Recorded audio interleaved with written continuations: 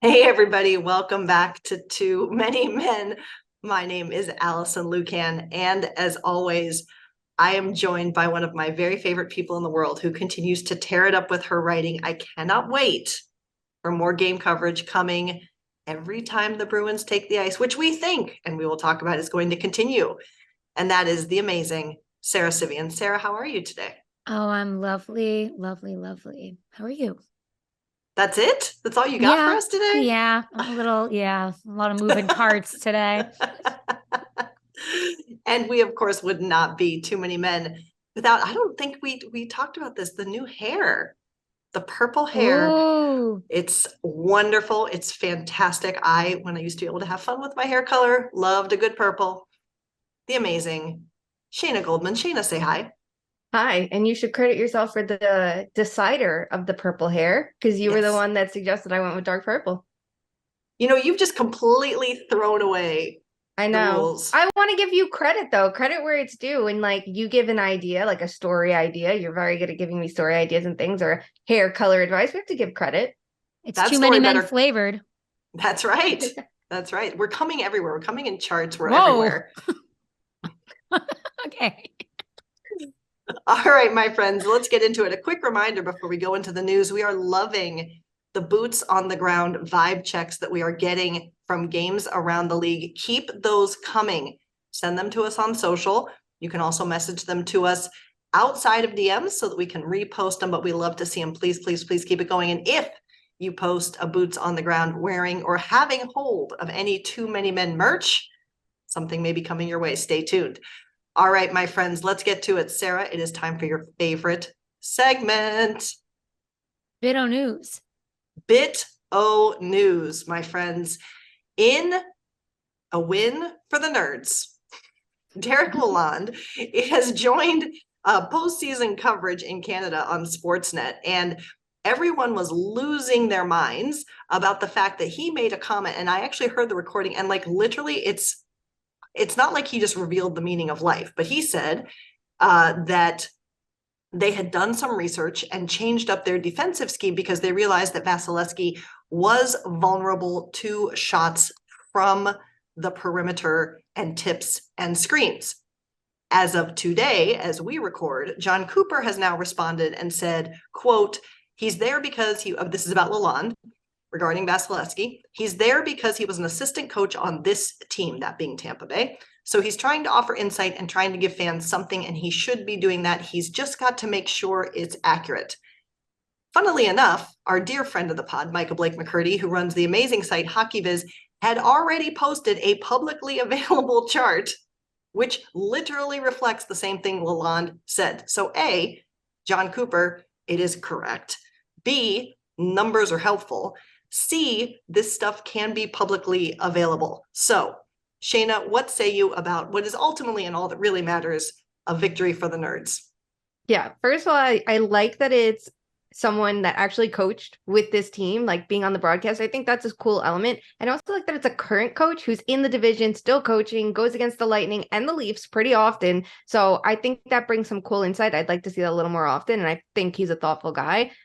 This is not reinventing the wheel, though. I mean, like it's like last postseason. How much did we talk about Vasilevsky allowing goals, high blocker side? That's stuff you can find publicly by tracking it. It's stuff you can find privately by any data tracking site. And they were constantly posting it on broadcast or giving nerds like us data to go right with it about. Like we all pointed it out. So it's really not reinventing the wheel. Cooper, I expected some sort of a response like that. Like it makes sense he's saying like this is what he should be doing because he's supporting someone who is on his staff to say like, oh, it's not accurate. He's a lawyer, for fuck's sake. Like, of course he's not going to be like, yeah, we did that. That's our weakness, of course. But it's nice someone's bringing actual insight to the table, and the drama of it, the comments of like, oh, he shouldn't be doing that. Just shut up because you didn't think of it first. Like, why do we have to like dissect everything that way? Yeah, the media's comments, that's the weirdest thing where the media has been some people in the media that are old school, and one specific person that always seems to have like the worst take I've ever seen was saying that might be giving away too much. It's just the like tangible application of data, right? Like it's not being lazy and putting and making data accessible and putting it into something functional. And like, do you want a cookie from John Cooper? Do you want him to give you the scoop or something? Because I don't understand why you're like, no, the media shouldn't be giving away secrets. Like, again, it's out there publicly. And I think if you look at any other sport, like in basketball specifically, they have a lot of things like this and analysis that is actually functional. And I think that's where the missing link between people in hockey saying analytics are useless or whatever, and the application of them has really been the problem in hockey, where it's not like that in other sports. So finally we do it. Well, exactly. And that's what is so like mind blowing to me. And I'm not saying this just myself, but on our shows about the Kraken, like this is the kind of stuff we talk about. I don't like it. It's depressing to me that like this is considered like gold in broadcasting. Like do better. Be better. Exactly. And again, like this is not a secret. And even was it John Cooper? Someone said it in this whole discourse, but like, guys, Toronto already knows this too. Not only because they have the same data, but also this is how scouting works. Like this is what your coaches are. No, they I was just looking for the tallest boy and saying, I want him. Like, what are we doing? Like, anyone does scout, right? If you're Alison, you go on TV, right? Like a big shot. Like our friend, NHL head coach of the Red Wings, Alison Lucan, two of the same, except one does a better job because, you know, it is her job and she's a master at it. Anyway, you study things, right? And not just the Kraken. I make them up. Numbers don't matter. Did you, I don't know, study, let's say, we don't get to watch your regional broadcast in the playoffs, which is a gift to us all. Not thrilled about it. But like, Colorado's power play, right? I'm sure that's something you scouted. You looked at the video, you looked at the data. I'm sure you talked to people. You did all of your homework on this. So when you were on TV and the spotlight was on you, you could talk about it. Derek Lalonde did that. He happened to have that in his back pocket already. But do you think the Red Wings aren't studying that stuff too? They have to go against the Lightning how many times in the regular season? Exactly. And he's using it competitively in games, that knowledge, right? It's not like he signed a non-disclosure agreement. And I feel like, what, is that going to be the next move? Again, no, like everyone says, like after the first game, everyone, like coaches have said this for years, everyone knows what everyone else is doing if you're doing your job. And that's why power plays dry up.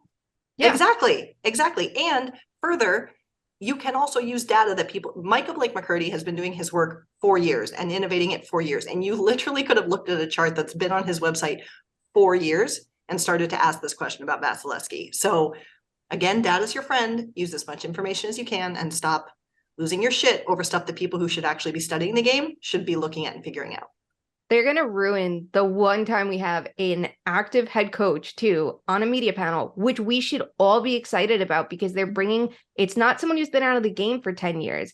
It's why someone like PK Subban, I think, gets a lot of attention too. He's been with these guys as of a year ago. He knows this. We should have more current players on panels and more current coaches that aren't in the playoffs. Like Corey Schneider was someone who used to join the NBC desk after the season ended and join as an analyst. And he could say, I faced this guy shot this number. Yep. That's the insight we should be absolutely craving from former players and current players to go along with everything else. Like it's something new for hockey. We don't get enough of it. So let's shit on it and make sure it never happens again. The hockey way. I just think it's funny that meanwhile, Vasilevsky's saying what he needs to do is buy himself like fucking x-ray glasses. That's what he said when asked how he can help himself. So it's like the analytics are sometimes for us to understand the game better, and it's not going to like help or hurt him. He's like in the game trying to live. So clearly needs x-ray glasses. I don't know.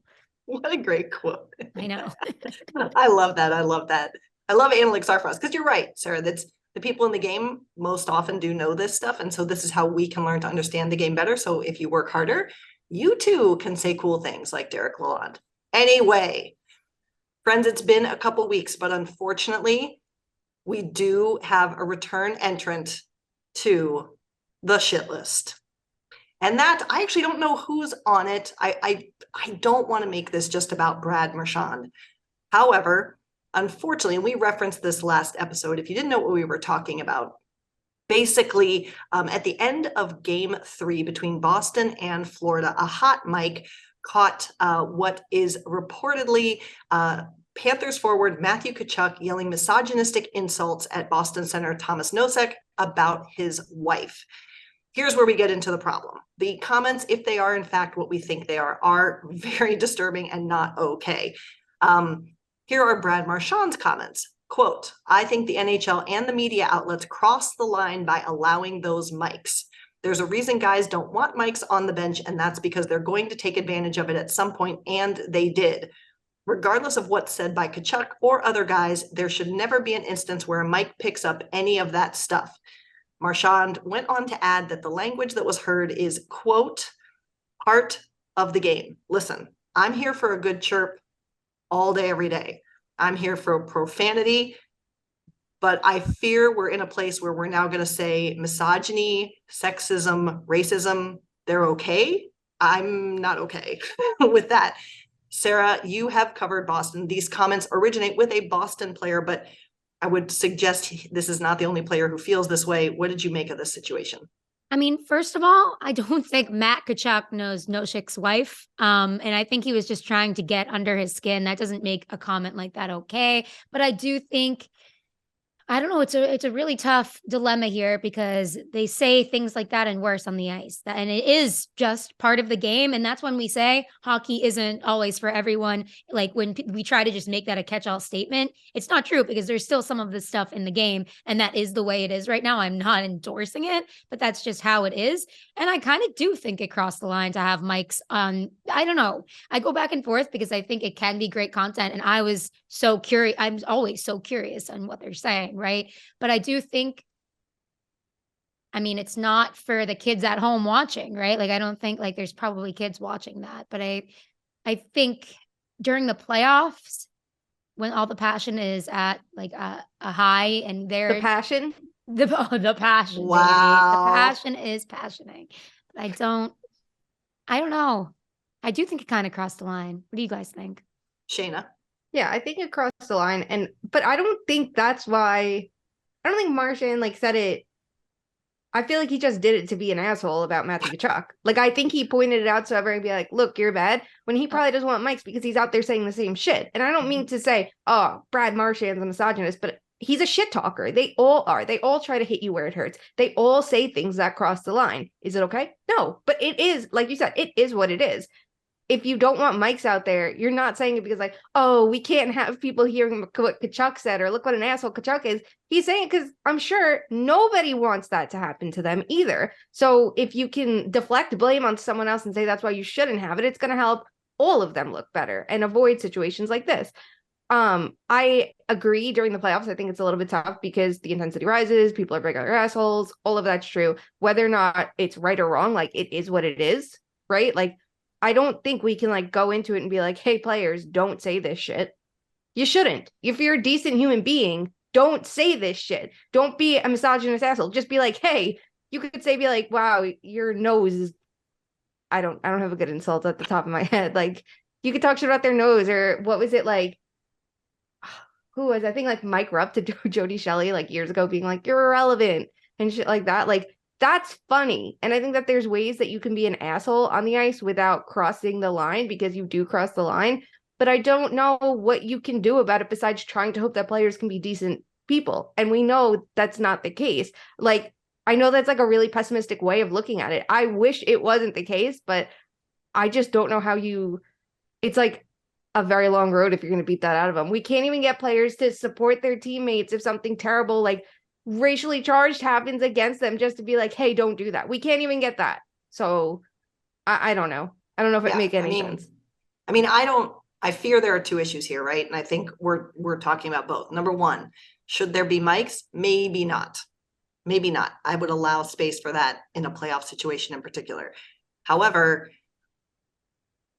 we should expect there not to be insults of this kind. And I think it's not saying don't say that. It's educating these people to be better. So I don't mind it. Again, like I said, I don't mind an insult. I mean, what was it, the stuff going back between the Leafs and the Lightning bench when they were saying you're irrelevant? I mean, that it happened there too. And it was hilarious. But I just just because the way this was presented was so cavalier. And again, you guys, this is not just Brad Marchand, but it can't be, we're going to say it. So just don't hear us. Like, I don't know. Also, Brad Marchand's even funnier too, because he's crossed the line in so many different ways. Like, think of the Panarin stuff. Like, we didn't know what was said with that when the glove was thrown. Oh, right. And Panarin was kind of even like, I'm not discussing this. And like, he did the adult thing there, going like, I don't need to make him look as bad. Like, you figure it out for yourself. Like, and it's bad. But like, when it's said by him, it's just, for me, I look at it and it's like, you don't mean it. And you don't want to be some fucking, like, I support women and I'm this great guy. That's not the case. You just want it that someone else looks bad. So I feel like that's the part of it that, I mean, I respect the petty, but I'm like, you're not trying to do this to be a good person. No. All right. Well, Sara already got us there. She hinted at the stuff that everyone wants to talk about. We just can't help it, folks. We have the passion. We have the passion. What time is it, Shayna? How does it affect the Leafs? How does it affect the Leafs? We're going to make this How Does It Affect the Leafs a recap of where this series is. And again, folks, if they wouldn't keep making this stuff so insane, we wouldn't have to talk about it. Even if it wasn't insane, we'd have to talk about it because they would amplify the smallest little thing to make it that. Okay, but it's legitimately insane. Yeah. Let's talk about some of the stuff that's going on in Tampa Bay and Toronto. Game 4, obviously Tampa Bay does not want to go down 3-1 in the series, and they're up 4-1. And then in the final, 10 minutes of the game, the Leafs come back and ultimately end up winning. They push the series to 3-1. They can end the run that has been the Tampa Bay Lightning for 2 straight seasons. They could get the monkey off their back. They could defeat the narrative. It was 3-1. They can show that they can do things. Michael Bunting is in fact back and available. He will not play in game 5, but he could be back if there's a game 6. There's so much going on. Is Tampa Bay done? Sara, how does this affect the Leafs?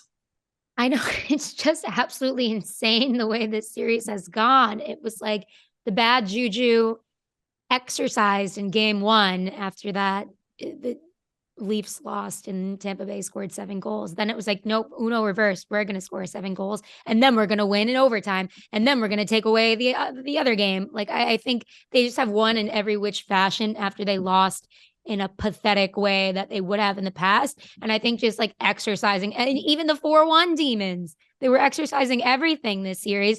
Matthews is fighting. Other people are stepping up. I want to talk about Morgan Riley. He hasn't had the best regular season, but he always turns it up in the playoffs. And it's like, if the Leafs need anything, they need a leader like that. Shayna, Sara has been devout in her commitment to the Leafs doing this, even though they've taken her on an emotional roller coaster. Mm-hmm. Where do you stand on what the Leafs are doing right now? And we know that Cernak is still out. Tampa Bay obviously is dealing with some injury issues. They apparently now have this great exposed bit of news about Andrei Vasilevsky that we've actually known for years. Nonetheless, where do you stand on the Leafs? Can they do it? It feels like if any year is like it's going to happen, it's this year. It's so crazy. Like everything they need to do to get through to round 2, I feel like they're doing. And it's not as simple as like, if you want to get to round 2, what do? You win 4 games, right? Like, no, that's not it for the Leafs. Good job, Shayna. Good logic there. Thank you. Wow, the analytics are going too far. But for the Leafs, like, there's more to it. Like, there's defending leads. That's a big part of it. It's having that comeback ability that we haven't seen before. And Game 4 was a great example of it because they were getting their asses kicked. They played a horrible game before that 10 minutes. We were talking about in the first period, like 3 minutes before the period ended, Tampa had like, 96% of the expected goal share. And I think it ended up being like 75 in those last couple of minutes, which is a pretty big shift. But the rest of the game, they weren't good until they were. And it was that they showed, like, we know that elite talent can flip a game in 10 seconds, right? That's the thing about having elite talent. You could be a team that is super top loaded and someone like Connor McDavid could get on the ice and completely change the complexion of a game in 5 seconds. And that's what happened with the Leafs, which is really impressive because that's what we've seen the Lightning do legitimately to them. So it feels different from last year because last year, if they were down 4-1 in a game, they weren't coming back. They were up 2-1 in a game. They weren't playing like that desperation hockey. And it's just different. So it feels like they're really exercising their demons to get past round one. And then if Boston wins, the funniest thing is going to be like, here's your next demon. Beat the team that you couldn't. So I feel like they're not going to do that. And then a year later, maybe they can beat Boston and then maybe they'll have a chance to win. They have to like, it's a stepping stone. But yeah, like good for them. It's exciting. Why not? But if they lose game 5, I don't like their chances. Amazing. Amazing. Well, we'll get that answer soon. Starting tomorrow, we're hitting that point in the schedule where games start to stagger out, and you're getting anywhere from none to 2, 3, 4 games on a night, depending on where series stand and how the schedule makers are doing their magic. Let us cleanse those demons for the people who don't like hearing about the Leafs. Let's completely switch conferences, my friends. Last time we started with the East. So today we're going to start with the West, and let's look at some games. We're recording on Wednesday. So let's look at some games that concluded on Tuesday, starting with, and Sara, sister, you're preaching the gospel. As much as we try, we cannot get invested in this series, although there have been some moments. Minnesota, Dallas. Dallas has taken a 3-2 series lead as they proceed into game 6. We know that Pavelski is reportedly traveling with the Stars, which is first and foremost good news for him, and a dangerous bit of news if you are the Minnesota Wild. Marcus Foligno ejected from the last game after a knee-on-knee hit on Faxa. And Jake Ottinger seems to be doing Jake Ottinger things.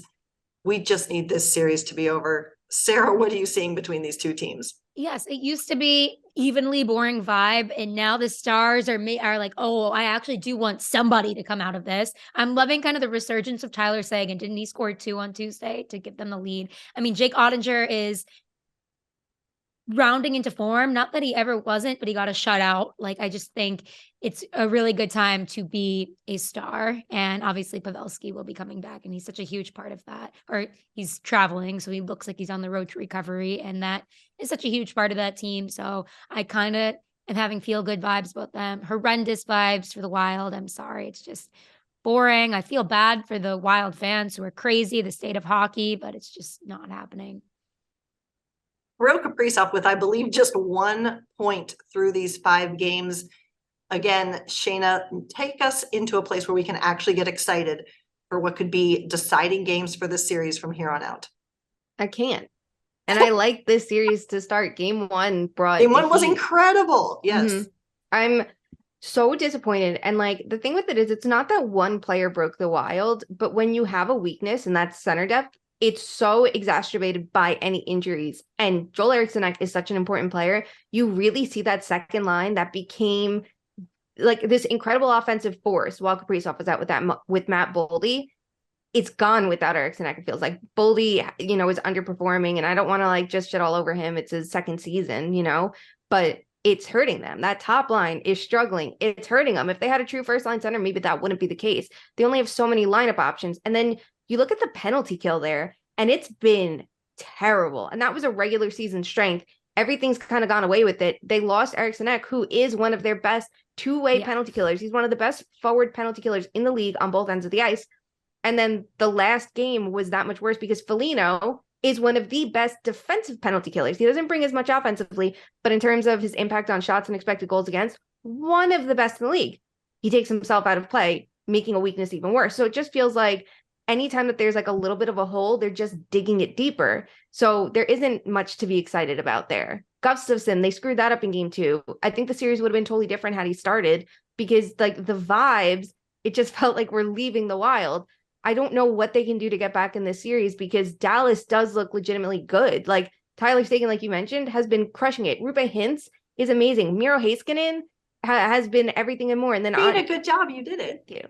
And then Jake Ottinger too. Like we know he can perform in the playoffs, and he's bringing the heat once more. Like it's not a very good series. Dallas, I think, was the favorite in the first place for good reason, but the gap is way wider than it needs to be. I think 100%. Eriksson Ek is like the biggest blow. And that really, he has one of the most underrated two-way games in the whole league. So when you don't have him and you don't have Boldy and Kaprizov performing, you're pretty much screwed. But Shayna, we have to give you props because you've been talking about the center depth issue with the Wild forever. Since before the series started. That's right. Yeah. Shayna called it out. It's and we have to shout out to our dear friend of the pod, Prashant Iyer, who has been doing the work. Shayna and I and he have all been talking about penalties and power plays, but he pointed out this morning, again, this is Wednesday as we talk, don't take penalties. To Shayna's point about the penalty kill, the power play conversion rate is at its highest in the postseason in years. So friends, disciplined play is going to be crucial. And all right. Sorry, wait, with the Wild too, with the disciplined play, we talk about Eric Snick on the penalty kill. He's a part of power play 1. That was a huge strength for Minnesota. That hurts them. He's one of the better players in Minnesota at drawing penalties because he's so frustrating to play against. So it's just like every which way one player can have an impact, it's killing them. Absolutely. Absolutely. All right. Let's move on to another game that was on Tuesday in a series that had been very, very close, forcing overtime more often than not. We had our first really big blowout, and that was a 6-3, although in my impression, it was really 6-2 in terms of what that game really was all about. 6-2 win for Edmonton over the Kings, giving them the 3-2 advantage in the series. Eunice Korpisalo gets pulled. Skinner is back in net for Edmonton. And dear friend of the pod, Zach Hyman, apparently likes to score off of his face. This was the most disjointed I had seen the Kings in a while. However, and we love Dom Moore, who was doing color on this. I was a little frustrated because they were talking about how they had to basically get on the forecheck and be aggressive. I was like, no, the 1-3-1 is their identity. You can't change their system this late in the season. And the point of the 1-3-1 is to disrupt possession. And once there's a loose puck, the Kings jump on it and then they attack. So they just have to find a way to be effective in taking the puck away from Edmonton. You can't force a team to completely change the way they play right now. That's my 2 cents. Love you, Dom, because we know you listen.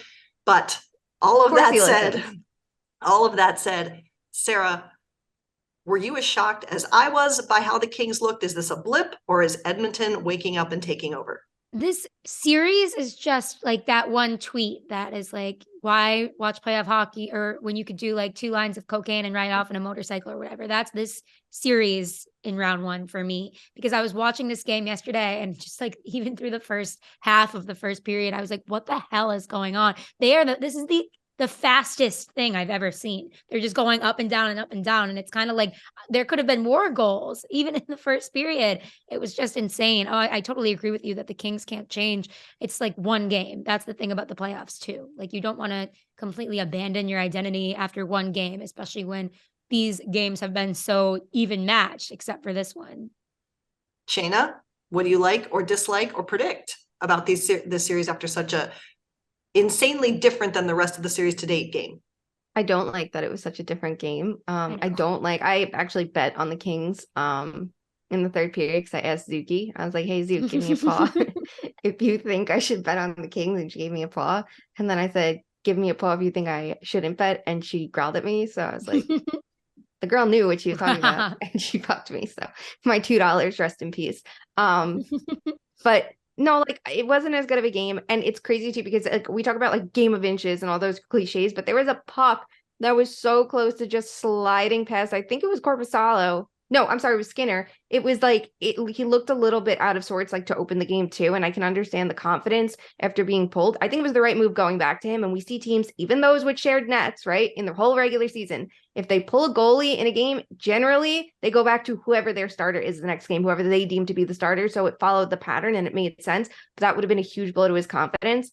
I don't think the Kings should abandon everything, but I almost feel like there were points I would have wanted to see the coaches settle the team a little bit, like call a timeout. And maybe it doesn't matter, but I think that there is something to doing that. I know pulling a goaltender is one move you can make, right? Because it buys you a couple seconds so they can warm up and you try to wake up the team.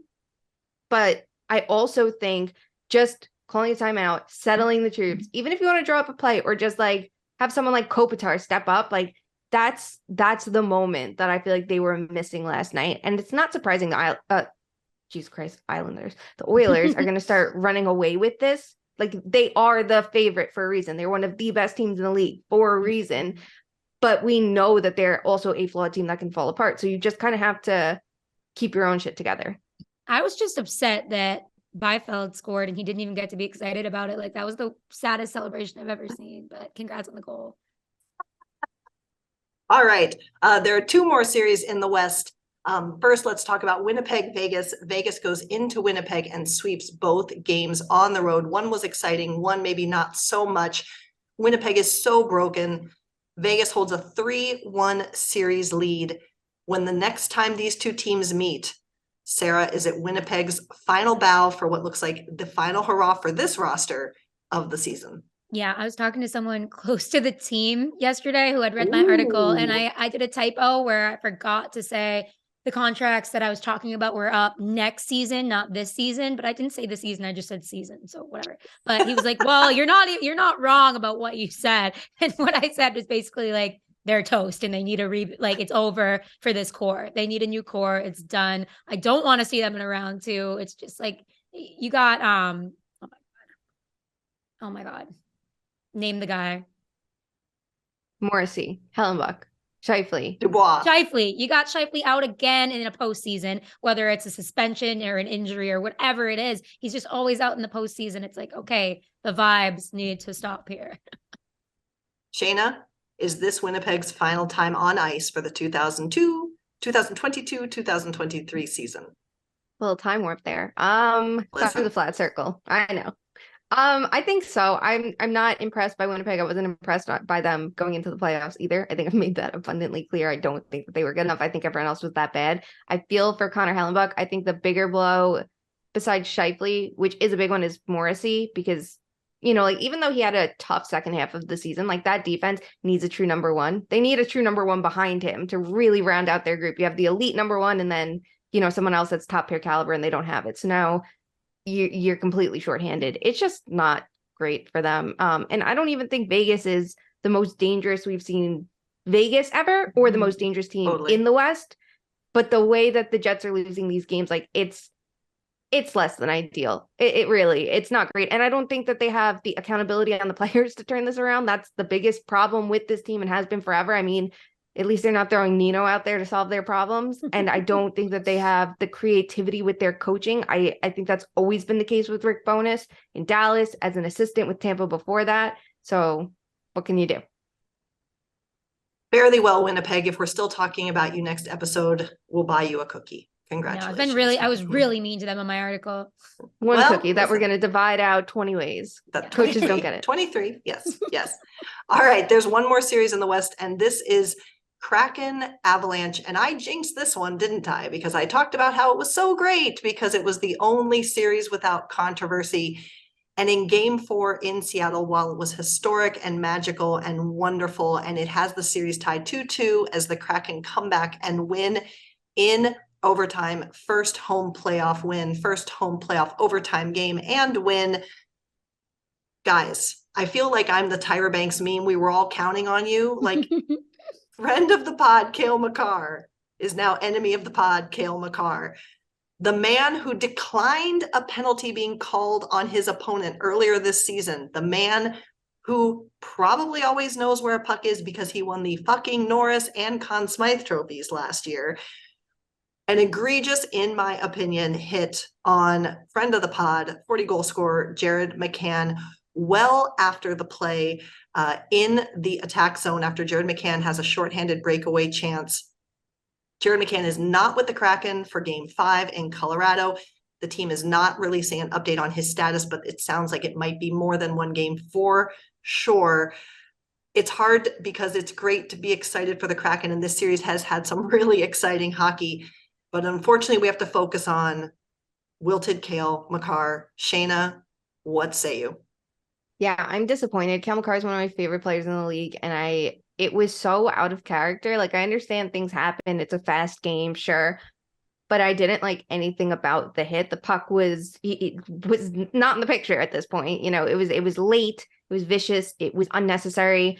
And it makes sense he's suspended, but I legitimately take issue with the entire way that this went down, because immediately it seemed like they weren't calling a penalty. Then they called a match penalty. I love the idea that you can review major penalties they called. Match and major penalties you can review. I love that. I think that is the best thing that they've added in a while, because if a match penalty or a major penalty is called, it's a higher severity of penalty So the time should be taken. Yes, there's flaws to it. It sucks when things are missed or called as minor and they can't be upgraded. But the fact that you can take the time and make sure you get it right. How you don't get that right is the problem with everything. It overshadows the little bit of progress that made because the rules are unclear, apparently. And secondly, they're not applied consistently. So even still, I don't know how you reduce it to a minor for interference. Had Makar been thrown out of that game in the first period, I would say give him 1 game suspension because in playoff terms, that's 2 games. The fact that he wasn't tossed from that game and only got 1 is the disappointing part to me. And again, this is the player I love. I want to watch him. I want to see him in the playoffs because the game is better when he's on the ice. He should have gotten 2 games, right? Like, because he didn't there. And it's so unfortunate that it led to an injury and the series obviously got chippier.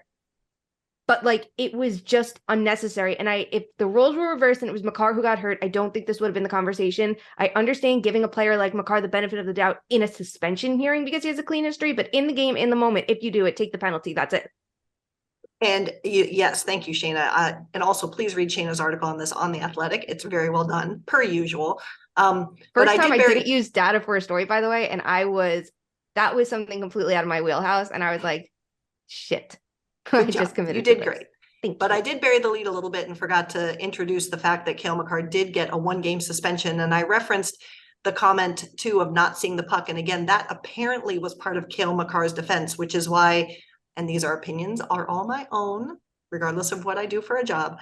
But I'm sorry, you're Cale fucking Makar. You're one of the best players in the league. There are literally pictures from the moment where the hit is happening and all the fans in the stands are looking the other way because they see the puck going the other way, like not directly at, like the other way. Yeah. And I was pretty sure he was going to get suspended, at least 1, but I am with you. I think there was a little bit of a star cushion here, and 2 might have been the more proper call. Sara, did you like the resulting punishment, and what did you think of the hit and the play? I don't think it was a star cushion, but I think it was, as I keep arguing for, we shouldn't have the lack of intent make a severity of a penalty worse or better, because I don't think he had intent and he does not have a history. So I think that's where the 1 game instead of 2 games, or at least the ejection or lack thereof, come from. I think obviously he didn't mean to do it, but like that is how we get dangerous hits, right? And that's how they stay in the game. You need to just actively not try, like you have to avoid that actively instead of, oh, I didn't mean to, but I did. So yeah. It was if you just pulled up a little bit though, that for me would have changed all of it. The initial shove, I have 0 issue with. Like, that's fine, but it's the choice to go in second time intentionally, aggressively. But shout out to the Kraken fans who were committed to booing that man every time he touched the puck. It was actually quite incredible stuff. We do wish Jared McCann well, and it will be interesting to see how this series progresses because it's been great, really fast hockey, and now there is an element of hate. This is how it all starts. Let's switch over to the East. We already talked about Toronto, Tampa Bay, but games that were played yesterday, Carolina and the Islanders, we all 3 had left the Islanders for dead. And guess what, friends? They force game 6 along with some more face goals. So, Sara, are the Islanders going to push this to 7 and is Carolina on the ropes? Oh my God, please just I'm pissed at the Hurricanes for not closing this out because I do not want to watch 7 games of this. Once again, you have Sebastian Aho spitting chiclets, but I did love his response goal, his puffy face. And I know, oh my God, of course, life, death, taxes, and getting into it on Twitter with fucking Islanders fans. I tweeted I know why this is the rule that you keep playing when somebody gets hit in the face and whatever, I'm a big girl, whatever. But it was just so fucking annoying that that's how they scored. And Brock Nelson even felt bad about scoring that way, just threw his legs. But it just sucks that didn't feel like a real hard-earned goal. But I guess that's just the point of the playoffs, that you have to capitalize on the bounces off of faces or whatever ends up happening. So of course he was going to do it, but sometimes I just wish the play would stop when somebody is bleeding on the ice, but it is what it is. Zach Shayna- Werenski would probably say that too. Zach Yeah. Werenski would hard agree. Yes. Shayna, what make you about Carolina's inability to close this one out? Yeah, like, so on the Nelson goal, the 1 ounce of credit I do want to give him to bat that puck out of the air. I wish it went off Aho's shoulder, right? But to bat it out of the air was impressive to score. But it's ironic the guy with a fucking cage on his face is the one that gets that goal. It's tough for the Canes. They definitely had opportunities, and we saw this one I feel like was the least dramatic game in terms of like penalties called, which was a nice change. It just felt like the Canes needed like a little extra oomph, and it was a little too late because the Islanders actually capitalized on their chances. Like plays you expect when Barzal was coming down the ice, you would expect him to pass the puck. 9 times out of 10, he didn't. He scores the goal, and I think those are like the difference-making plays. The Engvall, Nelson Palmieri line has been excellent since the deadline, excellent in the playoffs, but it's just the way that the Canes started the game too. I really thought like they had it once the Islanders went on the power play, and the Canes are coming up with more chances than them. I'm like, yeah, this is it. So I was very surprised, but it's a good test for them too, because last year was their biggest problem, winning on the road. Yes, they managed 1 road win here. Now, if you can get another to end out the series, I think it's a good sign for them. I would be worried if it goes to 7 in their case, even though they are without a doubt the better team. Going to be interesting to watch. I feel bad about Carolina, man. They don't have the vibes. They don't have injuries. It's so It's unlucky. I know. It's so crazy that like. Well, is it unlucky, or should they have fucking done more at the trade deadline instead of going on a victory lap on social media? Well, yeah, like but only that. They literally did what they needed to do in the offseason. They got Max Pacioretty what they needed. Yeah, some of it they couldn't predict. But then at the deadline, they went so on brand. You didn't need to get another player who can't finish. You don't need another defenseman. Yeah. Well, we'll see.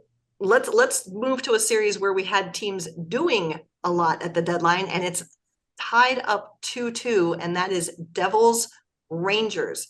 This is a series that picks up tomorrow or Thursday as you're listening to this. So we'll see what this game brings tonight. But a lot of the Rangers stars getting some grief in this one for maybe not showing up as expected.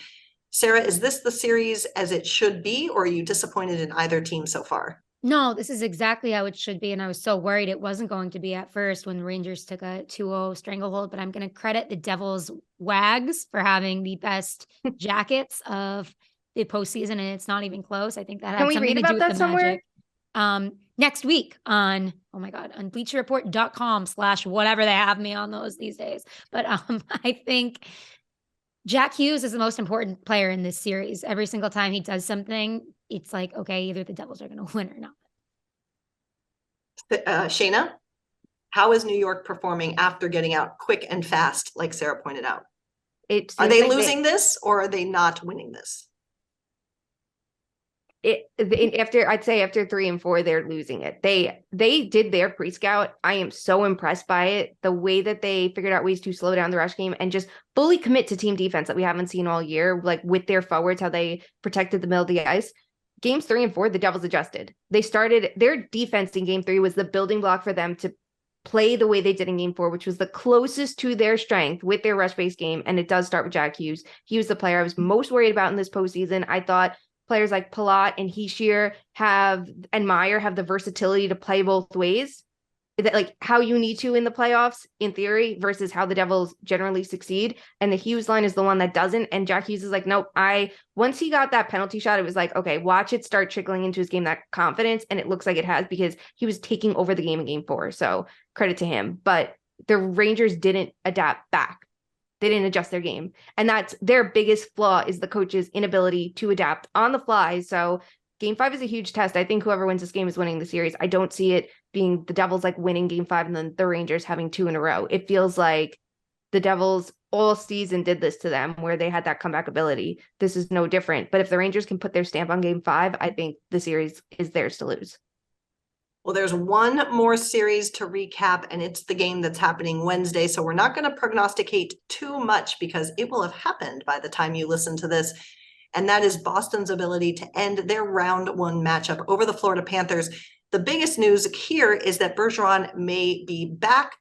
We believe so, but I don't think it's confirmed as we go to recording. Ekblad and Duclair back for Florida. Sara, are we going to stop talking about this series after this episode, other than a recap? Well, you know what? Ekblad and Duclair back really can, like, for that one last push, can really change something. And these guys are on their heels. It's going to be not an easy one for the Bruins to win. Bergeron game time decision. So we'll see. It's going to be a really good game. I think it's going to be close. And I liked the answer from Jim Montgomery on any thoughts about putting Swayman in. No, Allmark, close it out. You respect the opponent. Not that anything's wrong with Swayman, but Allmark is the guy. Shayna, is this the final game these two teams play this postseason against each other? Yeah, I'm not going to be surprised if it is. The Panthers have defied what we thought the whole end of the regular season, but it does feel like, for as good as the answers are that Paul Maurice gives mid-game in the interview, because I think he is the best coach at that, I don't think he has the answers otherwise. It feels like things fall into his lap, like having to start lying, and then you roll with the hot hand. Easy decision. The power play has been a bad decision the entire time. Like, they're weighing down the stats on the power play. Like, come on, going 3 forwards 2D until they had to go with 4 forwards because of the injury. So I just want to see, like, if they hurt themselves or help themselves with players getting healthy, if they make the right decisions now, or if they go back to status quo, which isn't helping out enough. Well, we will talk more about that series based on this game outcome when we talk again. So much hockey, so much fun, so much up in the air. Watch what we're right and wrong about. And for now, we will end this episode as we do every one. And that is with our favorite game. And that is Fuck, Marry, Kill. In honor of bruised and broken faces and bloody teeth, Sara, our Fuck, Marry, Kill is focused on 3 types of goals. And you're up first. You ready? Yes. Fuck, Marry, Kill, face goals, own goals, or breakaway goals. Killing own goals just shouldn't count. I am fucking face goals because that can be fun, but only every once in a while. I don't want that happening all the time. I'm marrying breakup goals because breakout, whatever goals, because they are harder than they look. Because like a clear-sighted shot. See, I know my analytics too, but it's just fucking awesome when they happen too. It's just so satisfying. So that's my take. Shayna. I'm going to kill an own goal. I think that they are deflating, terrible, horrible. Hate that for the player. Mentally draining. Don't need that. I will fuck a face goal because, like, in theory, it's cool, but like in actuality, it's not. So it's something like if you want to fuck around and find out like one time, go off, but I wouldn't want to commit to that because your face is going to look totally fucked. Which is why we're fucking it. Get it? See the consistency. Amazing. And NHL officials learn from me.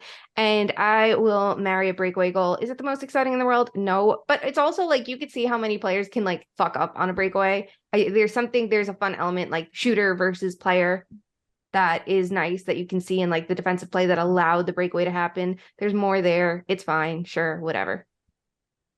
I am going to kill face goals because I just don't like them and I don't like the injury aspect of it. And I think I'm with Sara, we shouldn't be wanting to see more of those. I'm actually going to fuck own goals. And here's why.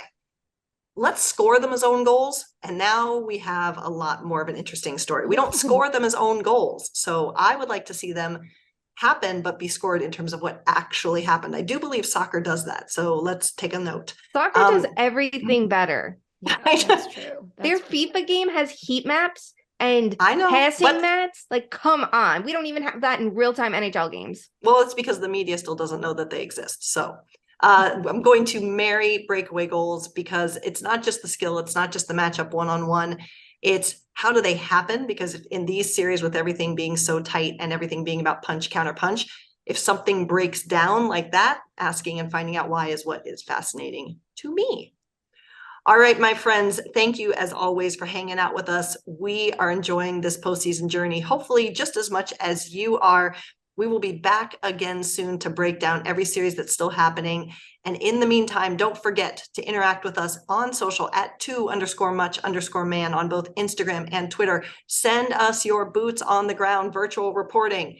If you do it carrying or holding or wearing a bit of Too Many Men merch, you may get another piece of that as well. And speaking of that merch, if you don't have it already, thanks to Ashley and James, go buy our merch at toomanymenmerch.com. We have all kinds of goodies for you.